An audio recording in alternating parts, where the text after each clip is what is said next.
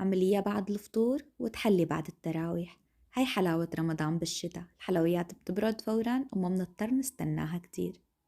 طنجرة وعلى البارد بدي 5 كاسات من الحليب السائل كامل الدسم، بحط عليهم كاسة من السميد الناعم، نص كاسة من السكر ومعلقة صغيرة من النشا. بحركن على النار لحتى يتقل عندي الخليط. بضيف كمية اختيارية من ماء الزهر وبضل بحرك ليتقل عندي القوام ويغلي، وهذا هو القوام المطلوب. بصينية بايركس دهنتها بشوية زبدة، حطيت خليط ليالي لبنان وتركته لحتى يبرد بدرجة حرارة الغرفة. غلفته وحطيته بالبراد، بعدين قلبته بصحن التقديم. هون خلص كان آخذ برودة كافية لأنه عنا الجو كتير بارد. طبعا بتنزل بسهولة، وحطيت عليها قشطة مديتها على وجه ليالي لبنان كتير منيح، وبعدين زينت بالفستق وجوز الهند والقطر. ما بحكي لكم عن هالحلقة قديش طيب وقديش طعم وغرام بالنسبة لإلي.